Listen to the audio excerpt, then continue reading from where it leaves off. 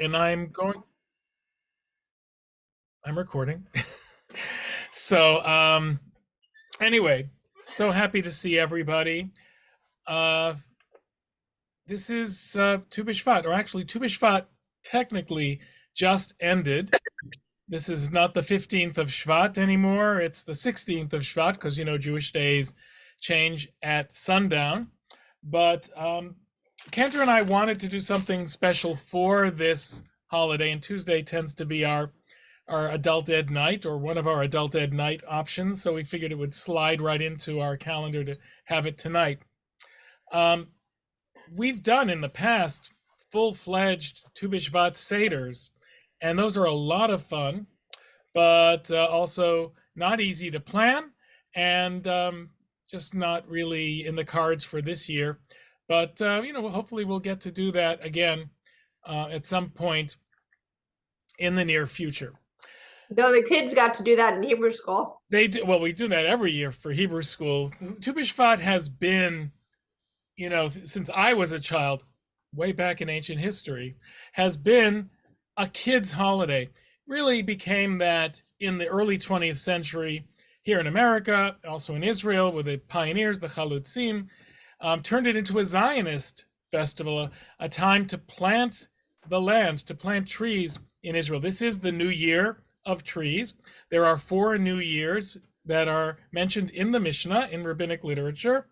It's really more for technical, almost like what we would call a tax year purposes. It doesn't have liturgical significance. There's no special prayers for Tu B'Shvat, and except for the Tu B'Shvat Seder stuff that got added a lot later. But this is the time of year today, Tu B'Shvat, this 15th of the month of Shvat, when they would count the years of a tree. Now that's significant, you would think, even like for tax purposes, in terms of when fruits are picked, when you begin, when you end a year. But from the Jewish perspective also, you're not allowed to eat the fruits of a tree for its first few years. And then after the 3rd year, you can use the fruit of the tree and the first fruits of that tree. So what do you count a year? Well, you count it from today. You count it from Tu B'Shvat. So that's pretty dry. That's pretty insignificant. It also is considered to be the time when the sap is beginning to rise in the trees in Israel. And if you look at photos from Israel this week, aside from the very sad and tragic ones that we see too often, you'll see a lot of wildflowers growing, even in the desert, especially in the desert, which is for most of the year just barren. But these beautiful colors, especially reds and yellows, and you see these, it's almost like our fall colors happen in the spring there with all the wildflowers growing. So it is the beginning of spring in Israel, at least theoretically. They're having a big storm today, but theoretically. But it has been, as I said, a children's holiday. In Hebrew school, we used to get these bags with the dates and the 7 kinds of fruit grown in Israel, and boxer, this carob, which I never had at home. I would bite down into it, and it would be like hard as a rock and tasteless. And what is this? But anyway, we'd get these fruits. So it was, growing up, for me and for probably many of you, a children's holiday. We are now reclaiming Tu B'Shvat for adults. That's right. We had a Tu B'Shvat Seder for kids yesterday in Hebrew school. Now we're not going to do the Seder, but we're going to talk about how Tu B'Shvat can be relevant and important to us as adults, meaningful, significant, and the Cantor will bring some of that experiential and spiritual element into it. I want to just show you, though, a few things, because hey, we're on Zoom, why not? So this is a map, or a sketch for a Tu B'Shvat Seder. Looks very Buddhist. Actually, a Tu B'Shvat Seder, which is based on a Kabbalistic practice from the 16th century in Sfat, in Israel, they would try to experientially or spiritually, I guess, simulate the movement, the flow of seasons from spring to winter, or winter to fall, depending on how they would do it. And actually, now we would start with winter. And so winter, spring, summer, fall. And as we go through the seasons and flow through the seasons, we also experience spiritual growth through the four worlds of the Kabbalists. I'm not going to get into what those four worlds are, but basically it goes from the material to the spiritual. That's the journey we're taking. So the purely material, and please put something in the chat if you have any questions. You can also actually, with this number of people, you can just speak out. If you have a question, you can just unmute and speak out. All right, so so we start with this all white grape juice. This is what we had at the Hebrew school on Sunday, and it represents simplicity and the world of asiyah, which is purely a material world of doing and making. And so we say a special blessing over the wine, and we eat fruit with a hard outside shell, because we're trying to crack through that shell of the material to get to the spiritual. So, for instance, walnuts, almonds, coconuts, and pomegranates. Well, we can't pass it around, but I have some olives here. I have some almonds here, and actually Borei Priya 8 for an almond, and it's delicious. And I'm sorry I can't share it. So then we move to the summer with half red and half white. So we pour actually a bit of red into the white. And that brings us to a different level where we talk about fruits with a pit. So it has Rabbi, that shell on the outside. Yes, your question. I'm so sorry to interrupt you. Would you mind if you go onto the PDF page, if you click at the top at 100%, make it bigger, it'll be bigger on everyone's screen too. It'll be easier to read. All right, is that better? That's certainly better for me. I hope it's better for everyone else. Yeah. Okay, sure.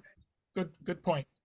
Oh, by the way, I can give you the link, so you can also look at it on your own afterwards. I will do that. All right. So yeah, I'm not going to dwell on this a lot, because this can actually come off sounding more complicated than it is. I mean, look at this. It looks complicated, but it's not really meant to be. This is a sketch of what the Seder looks like. So anyway, then we go the next level, which is fall, and summer. We had spring, and now we have summer. And so we go a little bit deeper to fruits that are completely edible, no shells. And here I have my apricot. I'm just going to keep eating. Apples, pears, oranges, grapes. And so this represents the world of creation, of Bria, which is more of a sort of a philosophically abstract world. So we went from material to a little less Yetzirah, the world of creation, then the world of Bria. Anyway, I'm not going to get too complicated here. World of formation, then creation, and finally Atzilut, emanation, pure spirituality. And this is pure red wine. And instead of eating, we go beyond physical fruit, and we enjoy sweet smells like cinnamon, bay leaf, special tastes like scotch. So I said this was not for kids only here. So that basically is what a Tu B'Shvat Seder does, what it accomplishes. But of course, it's a lot more than that. And let me do this. Whoops. All right, so in the chat, I'm going to put the link for that PDF, and so you can check it out yourself. Also,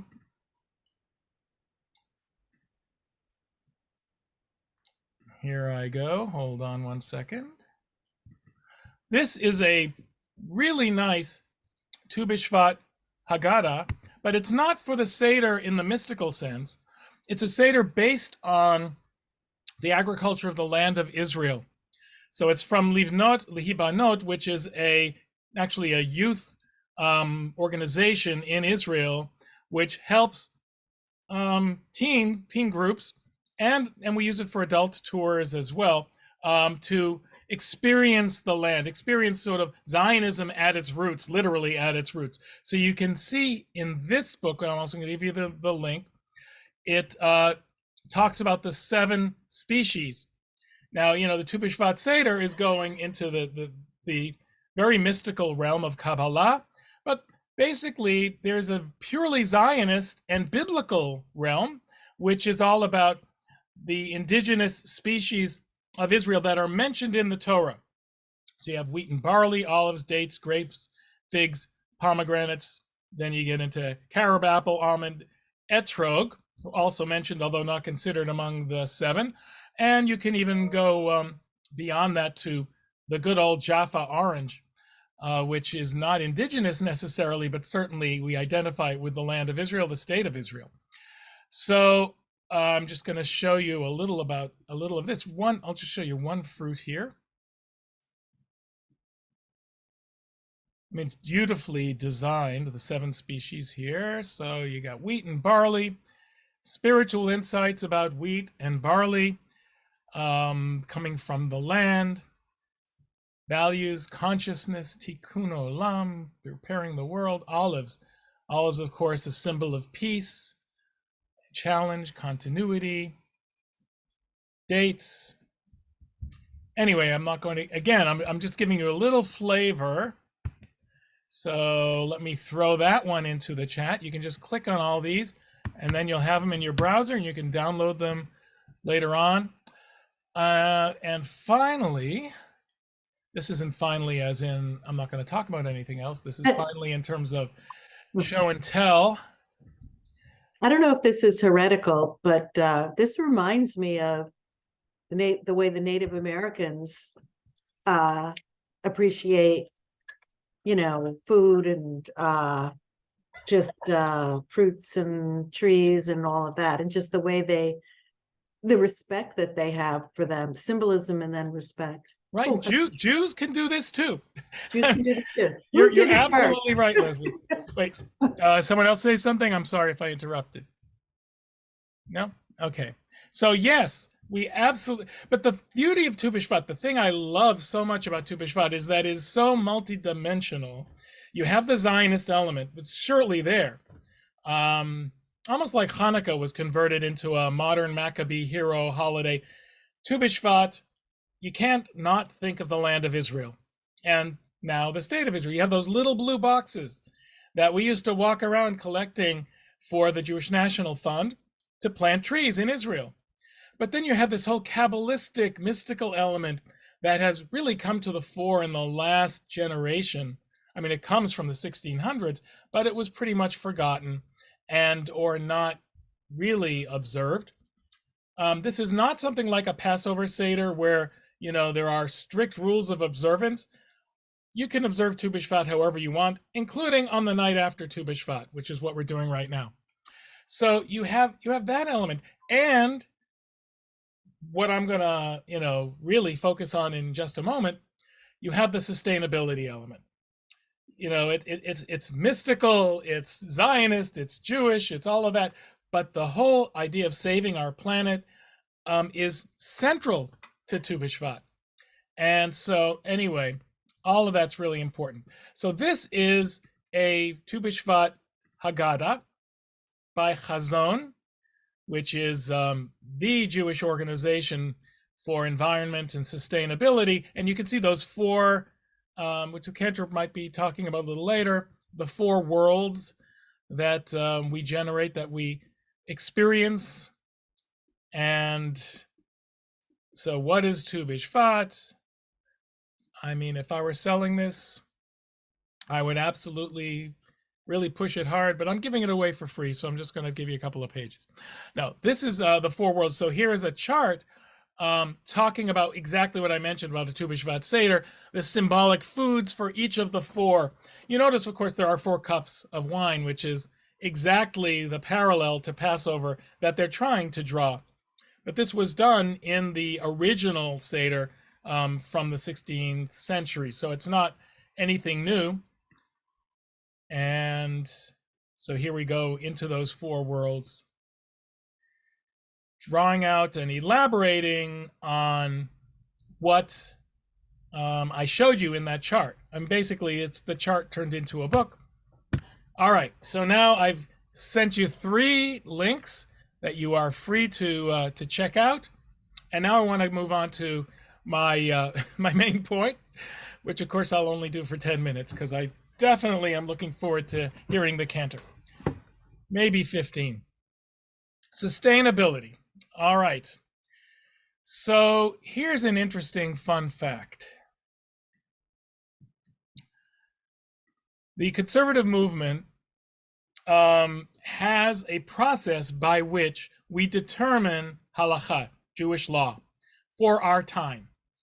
Basically, conservative Judaism is traditional Judaism. You know, when you talk about what are the rules, you know, if we're talking about 613 mitzvot, most of them are basically the same within a conservative setting as they would be within an Orthodox setting.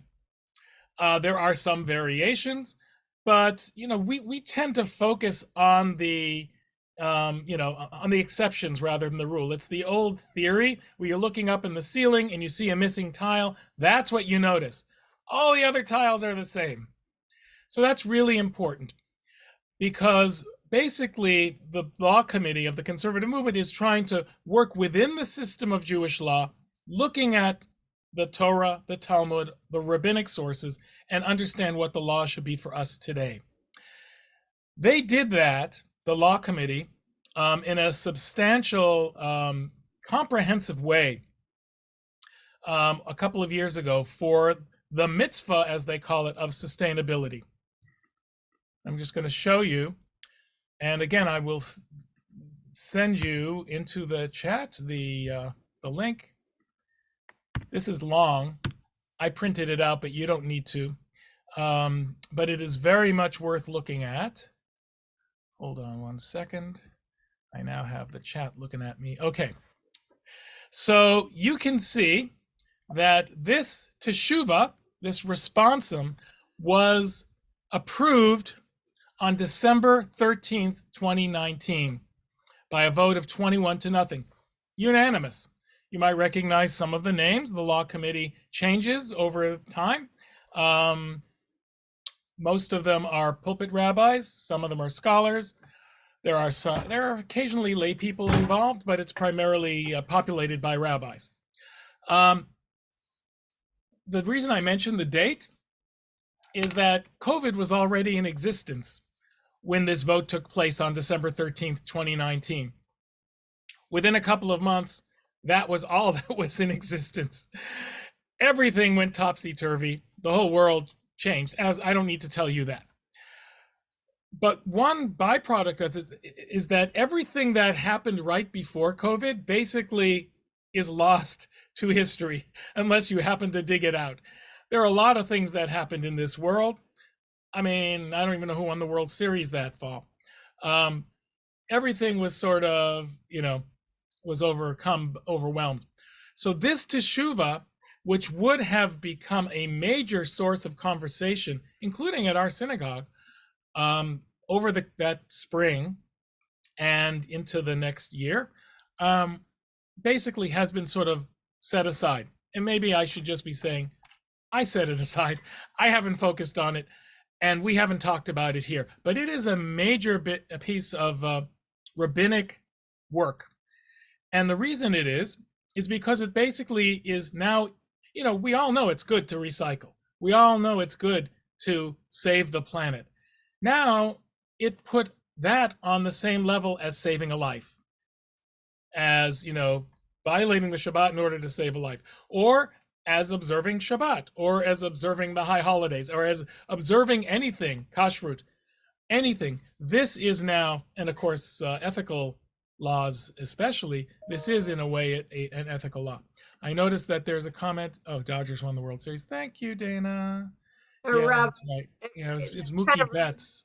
That's why I forgot. I forced I was myself just to. gonna Yes. It Go kind of ahead, Jen. relates to there's this story that I was showing to the kids on Zoom last Thursday that was basically saying, I don't know where it came from, but there's a saying in Judaism that if the Messiah came and you were holding a tree sapling, you're supposed to go and finish planting it before you go to see the Messiah. And I thought that kind of matched up with what you were saying with the saving a life. Yes, absolutely. And planting a tree is saving the planet in its own way. Although I'm not sure if the rabbis would have seen it on such a grand scale. And one of the things this teshuva, which is very long and complicated, but it makes a very clear point that the rabbis didn't know that we were about to do what we've done to this world. Had they known, they would have been a lot tougher about our responsibility to save it. But yes, I mean, you can't get much more dramatic than don't go and greet the Messiah, plant the tree first, because a tree is considered a holy object. All right, so here, just to read this quote on the bottom here, consider God's work. This is a midrash. Who can set right that which God has degraded? When the Holy One created the first human, God took that human around to all the trees of the Garden of Eden and said, see how beautiful and wonderful my works are. Everything I've created for you. Be mindful that you do not ruin and devastate my world, for if you ruin it, there is no one to repair it after you. Kohelet Rabbah, a collection of midrash. It's the Jewish version of you break it, you own it, and God's washing God's hands of it. This is yours. We are not to expect that God will save it for us. And as if to emphasize that even more, we have the story of Noah's Ark. And what happens, of course, after the Ark? They come out of the Ark. There's this beautiful rainbow. We think of this as a great moment where God saved us all, saved humanity, well, at least a couple of people, and one family, and then they could start again. But what happens there is the message God gives is, I'm not going to do this again, meaning I'm not going to destroy the world again. We could say, we look at that two ways. One is, well, thank God, we're not going to have an act of God, as we say in the insurance business, that will destroy the world. On the other hand, God probably wasn't looking at Turkey and Syria the last couple of days. But on the other hand, we can destroy it. And, the implication is God won't, we will, or we could, and we shouldn't. So back to the teshuva, there's a question on the bottom. Every rabbinic teshuva has a question, because that is a she'elah. The question, teshuva means answer. In a world facing the urgent challenge of climate change and environmental degradation, how should a Jew live? What does Jewish law teach and require in the matter of sustainability? All right. So, we're not going to dwell on everything here. Let's see. That's the she'elah. So we have in this teshuva, let's see if I can make it a little more visible. I know it's not that large. Anyway, we have two creation stories that the teshuva brings up. I'm just going to quickly summarize because, there's just so much here. The first creation story is Genesis 1, where God says, be fruitful and multiply, fill the world and subdue it. Subdue it doesn't mean destroy it. It doesn't mean exploit it. Subdue is really not a great term, although the Hebrew kivshua does imply conquest. But what it really means is develop it. Develop it. And there's an order to that development. So there's an environmental element to this, environmentalist, a sustainable in a way, although it really can involve exploiting the resources that we've been given. But you got to plant and till the ground in order to cultivate it. Otherwise, the ground wastes away. So that's creation story number one. Creation story number two is right below. God took the human and placed the human in the Garden of Eden to work and protect it. So on the one hand, we are to exploit or conquer or use the land, the earth, and on the other, we're to guard it. La'avda u'lishamra, really both of those terms that are used here, to work and protect, express the two different creation accounts. So the rabbis understood that, and then they see the creation, the commentary of Nachmanides. God created species in the world, giving them the power to give birth so that species could continue forever. That's why we have this, this creation of order, this first creation, where everything comes at its own time, at the right time. And so with generations, we utilize the resources of the earth in order to sustain not just our species, but all of life. We are creating life. Everything is assigned its place. The dry land is made ready for plants and animals in that order, in the first creation, in their domain. So again, I'm not going to get all, I keep saying that and then I do. The goal here is sustainable development. And these rabbis in this teshuvah focus on the need for sustainable development. So development is Genesis 1, and that's the, tilling, cultivating the land. But sustainable is Genesis 2, guarding it, making sure that it's there for the next generation. Just as in Genesis 1, we're doing what we need to do to make sure there is a next generation.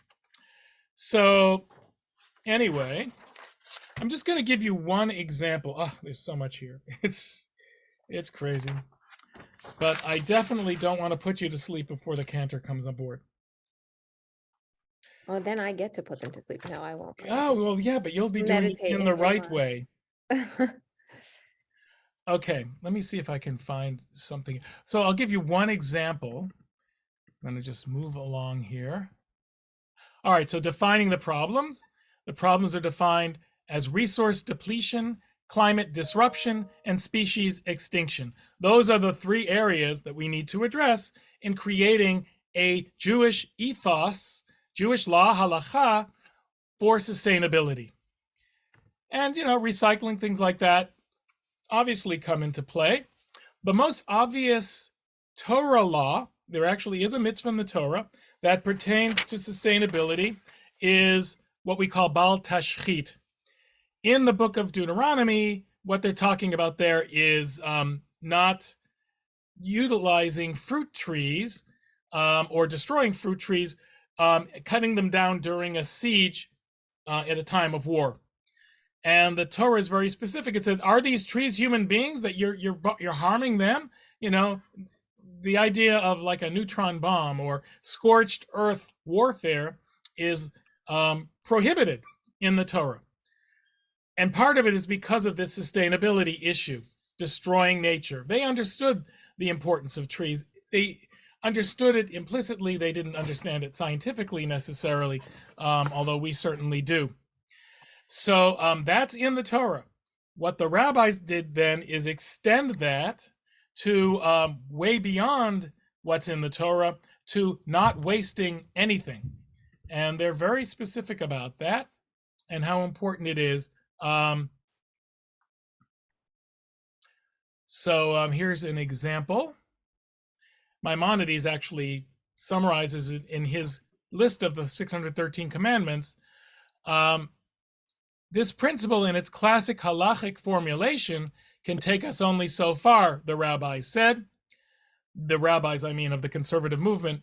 It prohibits wanton waste of things of inherent value, but permits broad use of those same resources if they benefit their human users, even simply as a matter of taste. In the halachic statement in Mishnah Torah, Maimonides, let me go back. Maimonides attempts to clarify the parameters of the prohibition. He says one does not cut down fruit trees nor cut off their source of irrigation in order to dry them out, because the Torah says do not destroy trees. Whoever does so is punished. This does not apply only in a siege, but in every case. So just an example there of how they had to explain, what it really means to not waste. And they go on to do that. I mentioned climate disruption is another thing that they take on, which is about greenhouse gases for sure. And that now becomes a mitzvah of sustainability and species extinction that we don't often talk about, but is certainly a product of our climate crisis. Waste management is also mentioned in this teshuvah. We were at Norwalk the other day at Bethel there, and they do composting. And it's very simple. And there are companies that come and collect. You don't have to schlep it somewhere. So I think we as a congregation should seriously consider composting as soon as we can. By the way, there's now been talk about human composting. I am not talking about that. Just so you know. All right. So Baal Tashchid is the most important, but not at all the only law that's being discussed here. I'm going to bring this to a conclusion and see if there are any questions. So I believe I sent you, Rabbinical Assembly link. You can read through it. And what I'd like to do is ask that you email me if you have questions about any of these things, if you want to discuss them. But I just wanted to really open the topic tonight because a halachic discussion is what synagogues should be doing. This isn't just adult ed. This is about what we can do to help the world individually and collectively. And composting is one, small example of what we might be doing. We certainly do a lot of recycling. There are things we are doing with, of course, our solar panels, but we can always do more. So happy Tu B'Shvat, everyone. Take it away, either Jamie or Cantor. Can you make me a co-host or enable screen sharing? I for can, me? I'm an enabler. Can I ask a question? Do you mind if I ask a question first? Yeah, go ahead, Ron. So good stuff as always. So really interesting. What I'm grappling with a little bit is, the rabbis elevating sustainability, which is thrilling for me, in the solar industry, and I believe in all this good stuff. So it is nice to hear that there's a Jewish, background behind that and support and actually law. But you were saying that, am I correct, Rabbi, that killing a fruit tree is as bad as killing a person? Is that? No. Are they equal then? The way the Torah equates them is more like, is a fruit tree a person who would be an antagonist in a war situation, an enemy, that you should kill it? The fruit tree is an innocent bystander. So Sure. It's not equating it to a person. In fact, I think the rabbis were very concerned, and the Torah itself, about paganism, which worshiped trees. So, they did not want to do that, although the symbol of the tree then gets incorporated in so many ways, in very sacred ways. The Torah is called a tree of life. So, we'll see that, I'm sure, in some of the meditation too. So it's a great question, but no, they are not putting a tree on the level of a person. What they are in a way doing, though, is saying sustaining the earth is equal to saving a life, which almost really does, make that equation, because it's saving all our lives. Right. Okay, that's interesting. Thanks. All right, Cantor, you should be a shared host. I will. When I was looking over some quotes, just also on what you were just saying, was Rashi said that the Torah compares humans to trees because, like humans, trees have the power to grow, and as humans have children, so trees bear fruit. And when a human's hurt, cries of pain are heard throughout the world. So when a tree's chopped down, its cries are heard throughout the world. And that is another piece of the comparison that I found really By the way, interesting. would you like an apricot? No, I'm, I I'm good. you So know I got this, and I don't know if pistachios are one of the seven fruits. I don't think so, but they made a mistake in leaving them out. So I got pistachios too. I'll pass them around. you did well. You did well. Okay, go This ahead. is this is a perfect time to share, based on all of these efforts of sustainability, that Temple Beth El is launching an environmental club. And we're calling all concerned citizens to join us in more of what this discussion is. And I'm going to kick it over to Jamie Morvitz for a moment. Jamie, would you like to speak a little bit about it? And Hannah, maybe too? Sure. I think it's great to have a group because I feel like sometimes people want to do something for the environment, but it's very time consuming and overwhelming to just like look on the internet and try to figure out what they can do and what really has the most impact. And I've been part of an email community. Getting an email newsletter, and now part of that community that the person has created, talking to other people about climate change and sharing ideas of things to do. And so I thought it sounded really great when Katie had mentioned developing a TBE environmental club where we could talk about maybe our fears and anxieties around climate change, but then also have that go into what we can do to help and kind of make it very empowering and whatever, very collaborative as well, just what people want to get out of it and kind of develop the meetings based on what people are looking for or curious about. And so the thought was that if you reply with some interest to us, we're putting together an initial In the chat, your email. list. And if you have interest in being part of this, the first meeting will be set at a time that as many people who have the interest can attend. And we are looking at having these be in-person gatherings, perhaps with an activity tied to them as well, or some kind of specific discussion topic in advance. So let us know. Okay. So if you're there, I invite you to just kind of give a little stretch. Give a little stretch. You can stand up, give a little wiggle. We're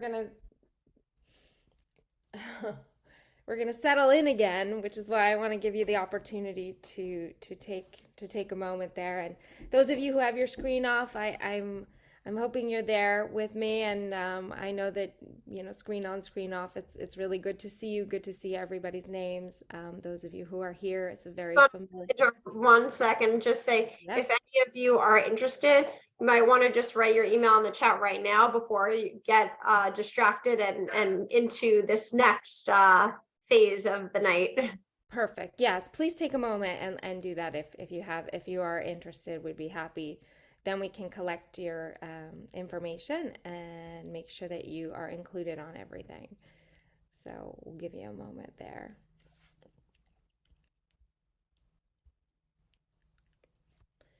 We're going to begin this journey. We're going to be journeying into the heart of a tree, but as we get there, I just wanted to connect some dots.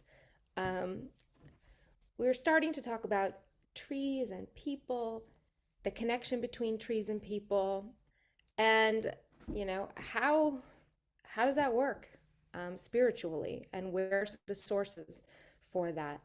So there's this beautiful blessing for Tu B'Shvat that I would like for us to share. And if you're comfortable, if I know you're there, I can ask you to unmute. I don't want to do that if I don't see anyone. But Jamie, would you read the first part of this, starting in the orange? Sure. May we feel our roots knotted, meandering, interwoven, linking ourselves in community, creating a foundation for ourselves and others to grow. Leslie, would you read the next one? Oh, you got to unmute though. I can Sorry make it bigger. Um, All right. May we feel our trunk grounded and strong, supported by a vital core through which energy, information, and intelligence flows through and to all parts of who we are. And Ron, would you read the next one? If you unmute. You have to unmute though.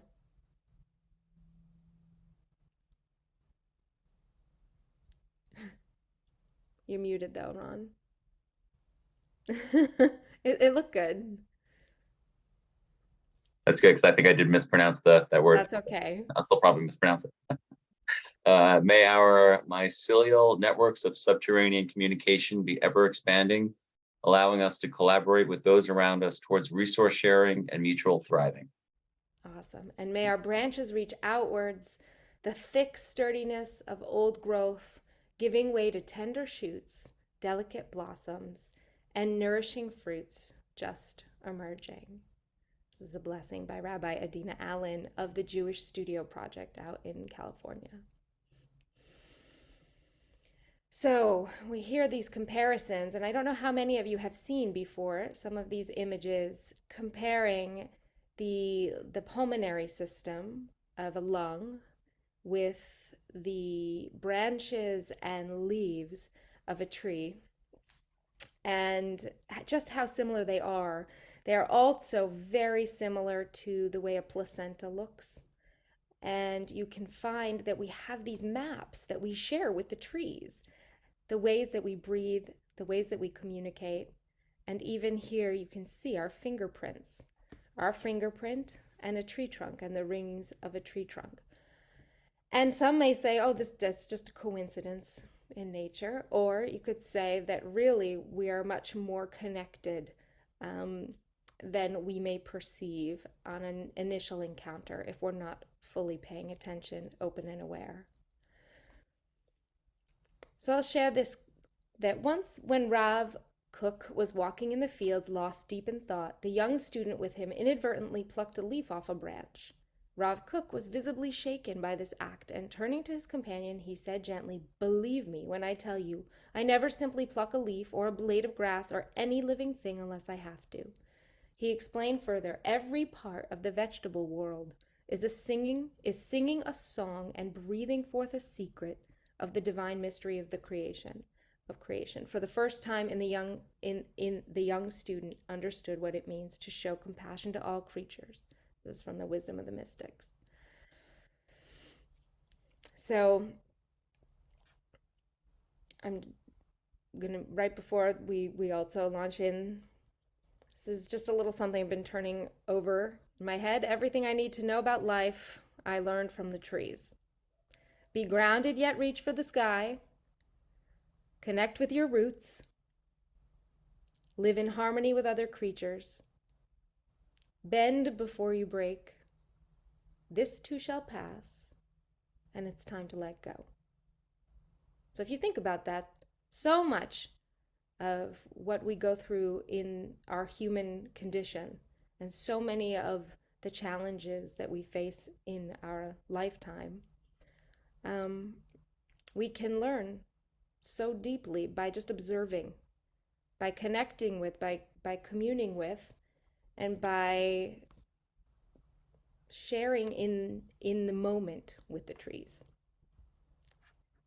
And so now I invite you to make yourselves comfortable in your seats. This is when we begin the part that's more of a meditation. If you're more comfortable with your camera off, that's totally fine. If you're okay with it on, that's fine too. We're just going to take a few breaths and a few moments. Allow the eyes to comfortably rest. They can rest open or they can be closed gently. And let's take a few long, deep breaths, slowly breathing in and out as you do, allowing your body to settle just where you are.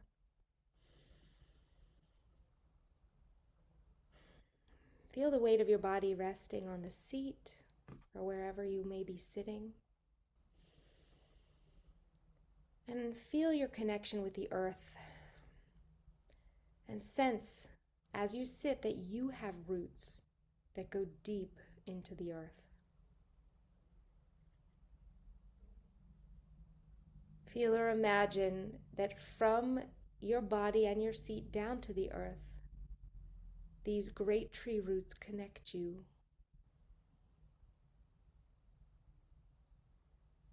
You are steady and rooted. And even as winds blow through the branches, the tree remains steady and grounded right where you are.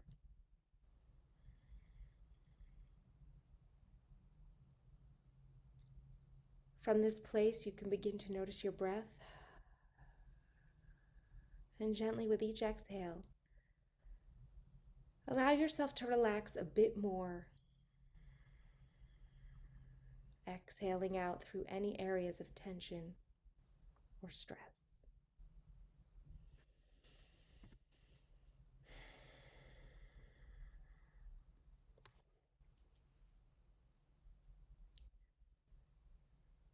We all have trees in our lives that we can bring to mind.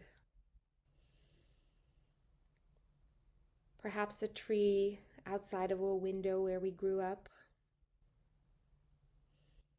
or a tree where we attended camp, a tree we gaze at out a sanctuary window. At this time, call to mind your favorite tree.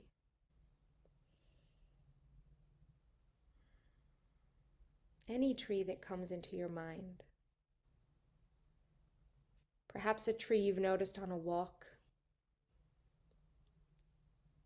Maybe a tree in your own yard.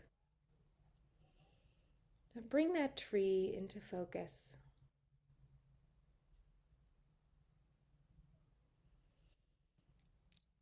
Envision its trunk and textured bark.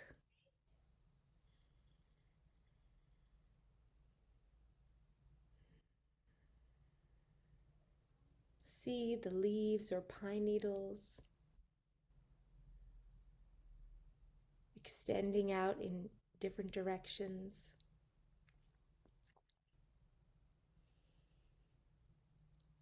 And bring yourself into a moment of closeness with that tree.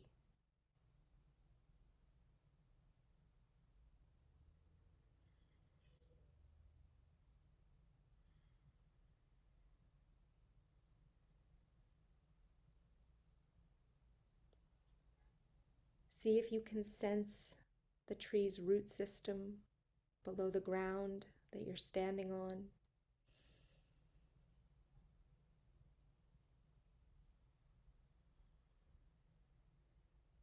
And sense the branches as they bend upward toward the sky.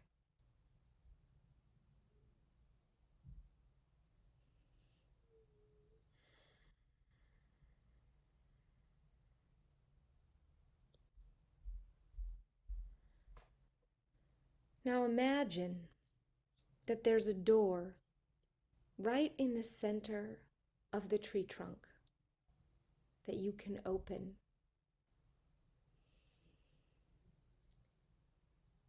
Even if it's not the biggest and widest tree that you're envisioning, imagine the door.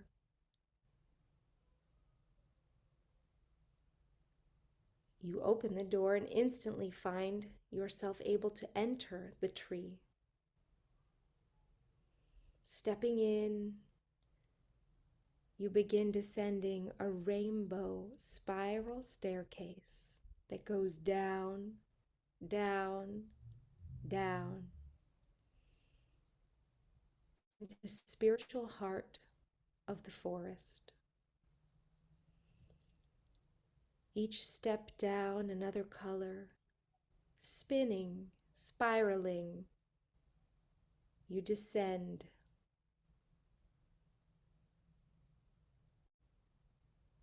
Once at the bottom, you find a door of light, opening to the heart of the forest.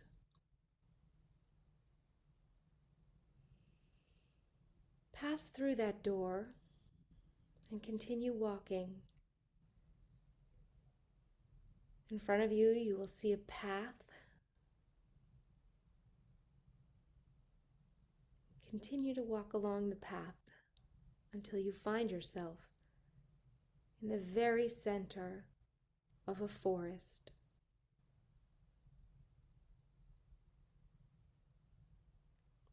Trees are growing up all around you. As you approach the very center and find yourself face to face with the oldest maple tree to ever live. Take a moment to take in the splendor and majesty of this wise, large, generous old tree.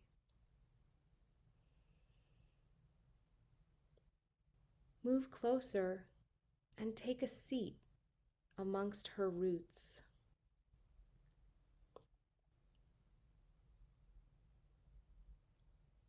Feel the ground below you. Smell the fragrance of the forest and feel the soft pull of the forest floor.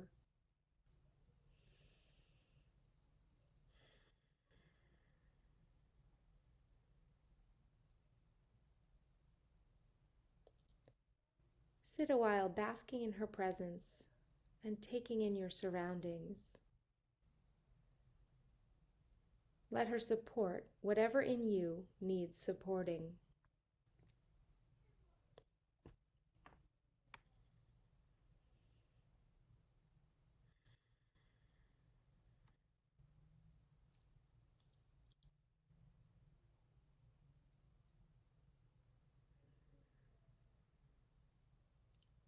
When you are ready, turn and face her and ask to receive from her your most valuable and sacred gift. What is my most valuable and sacred gift? Take some time to bring this gift into focus, allowing the wisdom of this tree to bestow upon you the knowledge of this gift.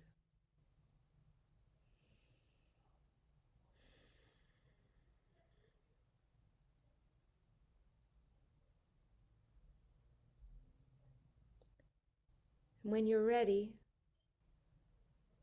ask to receive your second most valuable and sacred gift.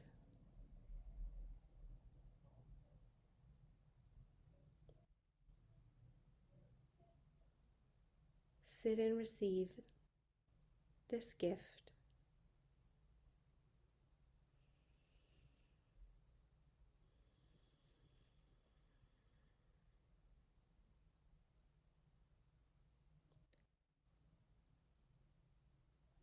And when you're ready again, ask her to receive your third most valuable and sacred gift.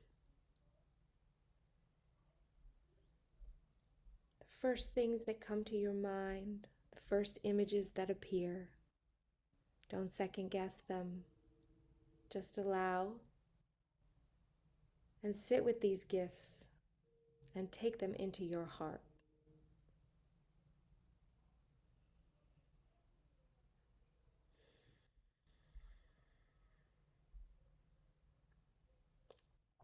Receive the knowledge of these gifts in your body, in your soul.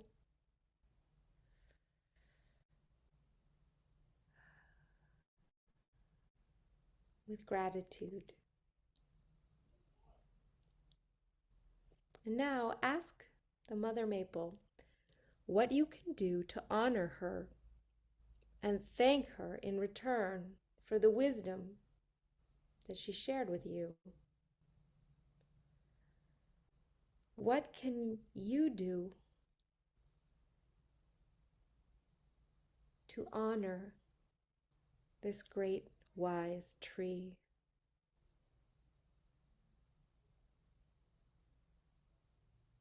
What can you do to honor the earth. Listen to her and receive her request.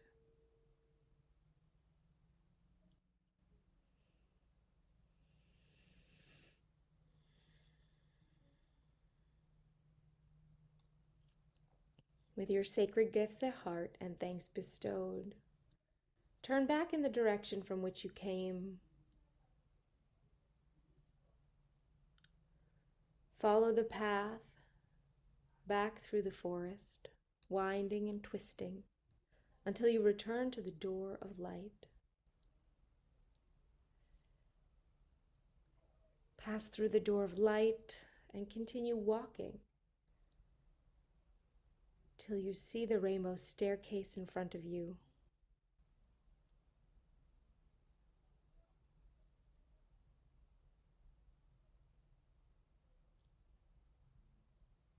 Moving up through the rainbow staircase,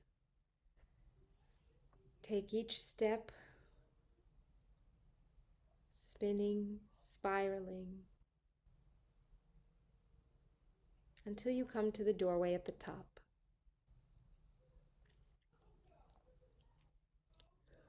Once you've reached the top, open the door and step out of the trunk of your beloved tree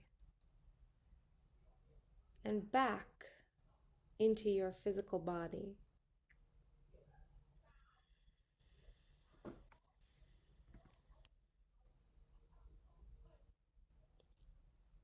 Now we're going to chant together the words Eitz Chaim, tree of life. Eitz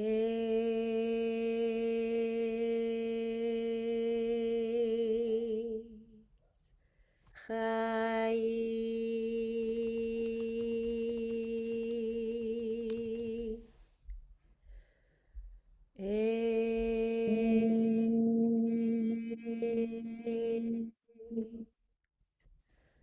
Chaim.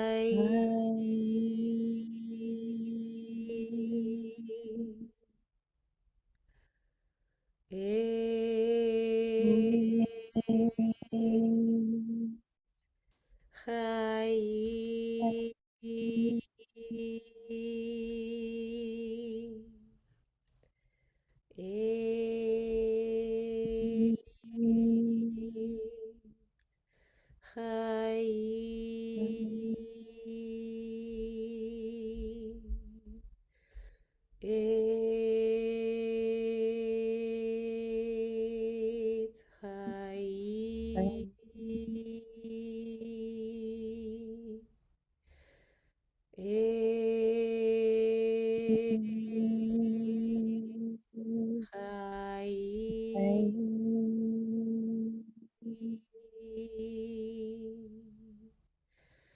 Tree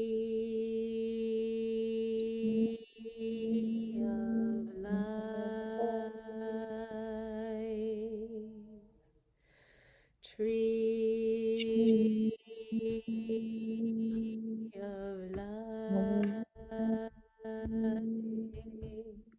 Tree of life.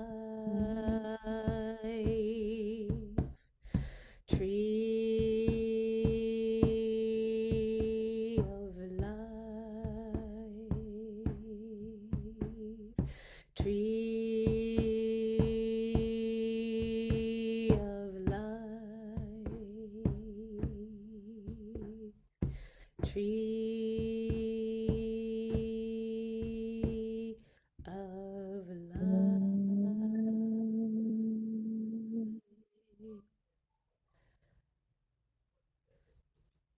Take another deep breath. Allow the breath to release. See if you can feel again the roots connecting you downward, downward. And at the same time, breathe in and feel your crown lifting at the center toward the sky.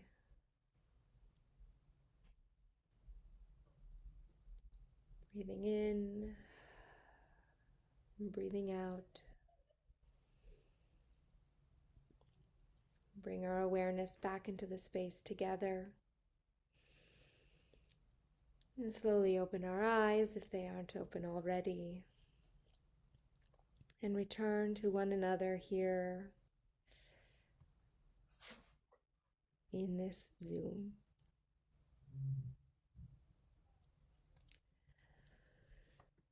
So on that journey, we had the opportunity to receive from Source, Tree of Life, Mother Maple, the Divine, our own intuition, the knowledge of our three most cherished and special gifts.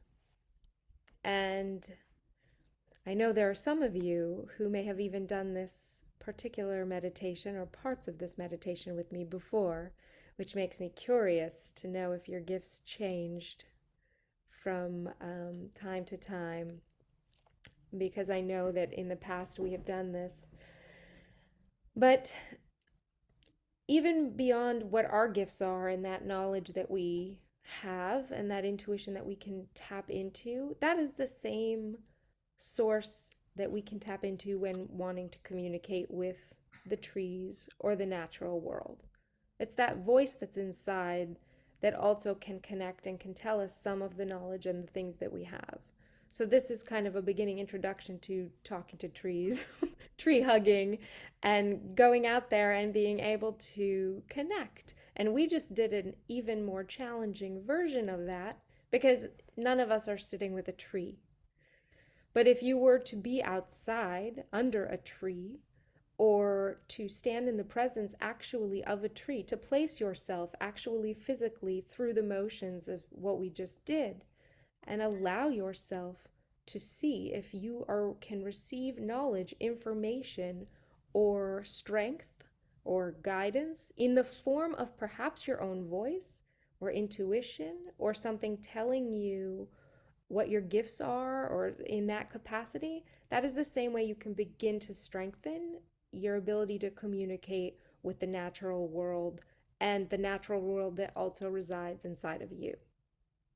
So that's a little beginning of that. And then I always find so interesting, what are some of the things that the tree or the natural world or nature or your sense of that has asked of you?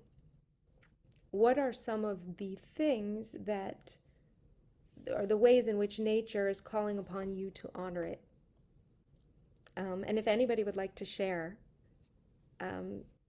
any of those, open, safe space.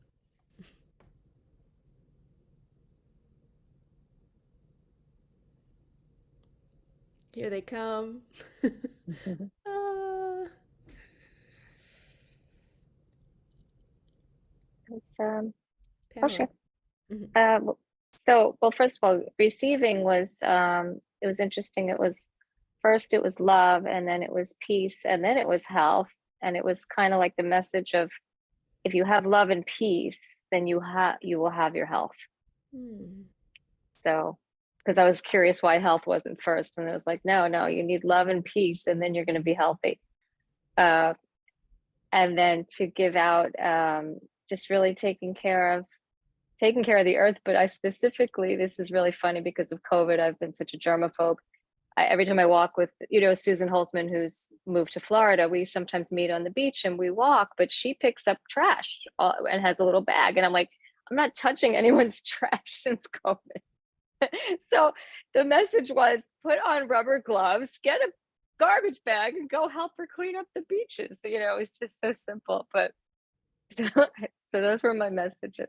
That's beautiful. Thank you so much. Thank you. Thank you for sharing. You're welcome.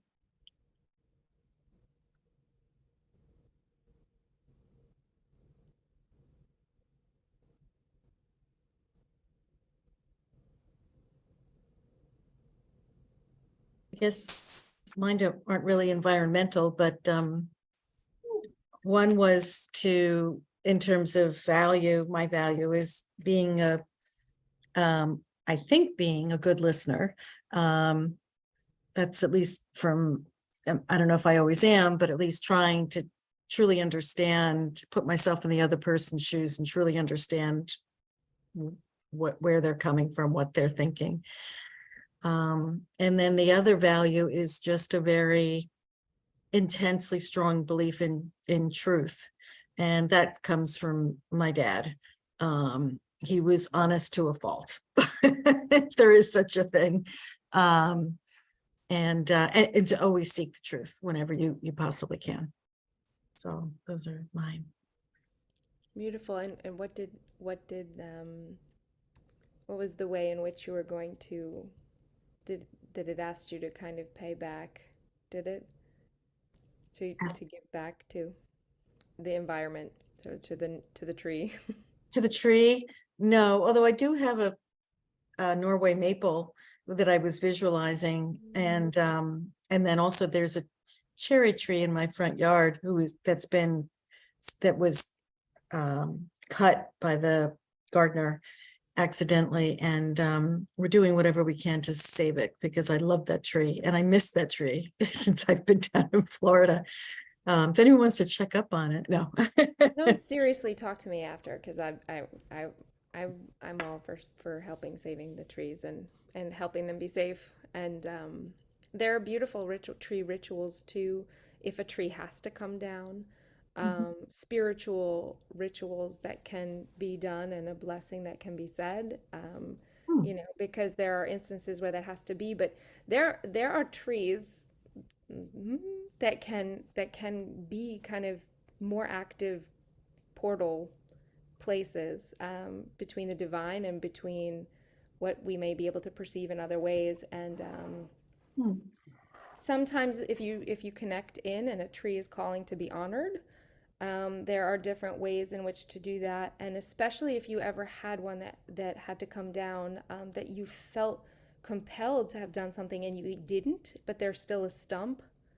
There still can be honoring and reverence that can be, and respect and kavod that can still be paid to the tree. It's not unlike a human in that way, and without personifying it like that, but just in gratitude for what it provided, whether it was shelter, whether it was shade, whether it was a home for birds. You can just honor nature and find more ways and opportunities to do this and make it a practice. So it's not like, oh, we're doing that woo-woo thing, but it's really not. It's just part of living mindfully, living graciously, treading lightly, and just as Rav Kook said in the quote that I shared, knowing that every blade of grass, every twig, every branch is singing a song of divine creation and is part of that divine creation, and that we can tread in a way to honor that and not worry about whether we seem like we're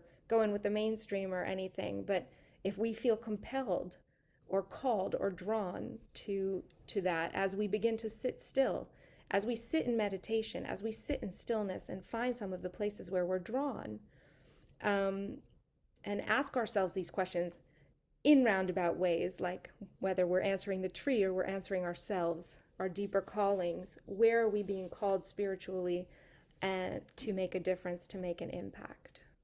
So thank you for sharing. That's beautiful. Julie, were you about to unmute? Julie and Scott. I think Scott wanted to say something. Yeah, I was picturing in my mind the tree that was in front of my house where I raised my girls, and it was right out by the sidewalk where they waited for the bus for school every day and came off the bus from school every day. And it had one really big, strong branch that was very low to the ground. So even when they were like 8 or 9, they were able to climb up on that branch. It was a really strong tree, a beautiful tree. And I like to prune the trees and keep them, so that they're not too overgrown. And I also then got this picture in my mind that there was a day, it was around Halloween, my girls had their Halloween costumes on. My mother was there. She passed away 5 years ago, but I could see my mother with my girls raking the leaves from the trees around Halloween. And it sounds kind of cliche, but I felt the roots of my mother and then extending down through me to my daughters and through that tree. And it was a nice feeling. And then when I went down into that doorway and we came out into that light, Julie and I were in your woods about a year ago, and there I was looking at these giant redwoods, and it was just that was Breathtaking. one of the most awe-inspiring experiences that I've ever had. I just breathtaking is the word. So that's where I went with this. Yeah. To veer off into something else that I thought about after this, we have like 2 or 3 trees that we're going to need to cut because they're pretty much dead. Are there any prayer? You had mentioned. Yeah, talk to me. Send me a note, and we can think about a way that I think I can help address that. Okay, great, thank you. They're ash trees, and apparently we've heard that a lot of the ash trees have some kind of disease that they're Some kind of blight, getting. yeah. And I mean they're huge trees, but they're shedding. They need to come down. Piece, they're a danger at this point, so we have to get rid of them. I'll be the Lorax Okay. for the trees. But thank you. Melody, hi. Yeah, hi. His story just reminded me of one. So we have a house in Brooklyn, and on that street, we have the last Dutch elm tree on that block, because there was that Dutch elm disease that wandered through and killed all the others, and it towers over our house. So our house is 3 stories, and the tree must be, I don't know, 100 feet tall. And we've tried very hard to take good care of the tree. But the story that I remember is my daughter was going to open the door. It was a windy night, and she was about to open the door, and then something happened, and she went back inside. And then when she came out again, a huge branch had fallen down and obviously could have hurt her. And I just think that the spiritual part of me thinks that the tree, in return for all the care that we've given it, tried to protect her. She was fine, but it's just, I think about that every time I come and go, or anytime anything happens, or a dog comes and tries to urinate on the lot where the tree is. I just feel compelled to shoo everybody away, because I feel that the tree has really helped to preserve life for us. So You can tell it and thank it. Seriously, you can go right to it, and you can even hug it. I think that I really do feel that we don't know everything that we know about. We don't know everything that we know. We don't know everything there is to know, not even close, about the ways in which trees communicate. But we're just beginning to. And your story and Scott's story both just gave me like goosebumps, like that extrasensory perception of something we can't name it. We can't really talk about it even without, the social norms tell us that this is a little out there. But what you're saying and what you're sharing and the sensations you have, I say, open yourselves to those, honor them in yourselves and in the trees and in the surroundings and in your memory, because the spiritual part of us is calling for that. It's calling for us to be able to celebrate those moments. And why should it be a coincidence? I don't that the door that happened. There's no reason it should be a coincidence any more than there's a reason that there is something really deeply spiritually connected between all of it. Beautiful. Thank you so much for sharing that. Is there anyone else who would like to share something? So I think that brings us to a place to land, and I hope you enjoyed our two-prong, very, very much, you know, there, I don't know how to say,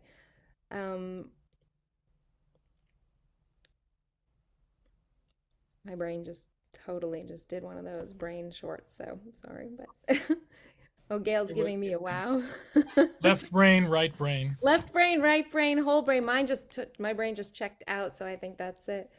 But yeah, if you know, I recommend if you have time this evening and it's your practice, or even if it's not, to take a little time writing about what those gifts were that the tree gave you, and perhaps what that might mean for your life and what kind of knowledge you already knew, because I'm sure it probably didn't give you things you didn't already know about, but it might have given them to you in an order that surprised you.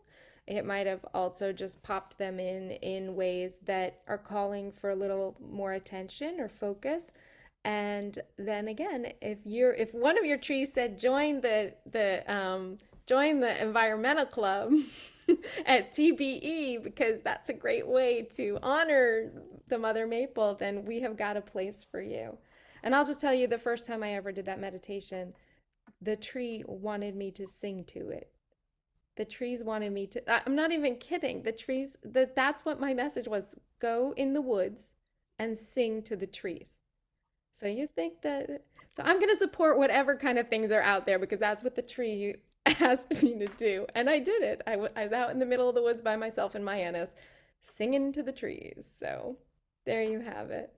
And with that, Rabbi Hammerman, thank you so much. And thank you for this right brain space.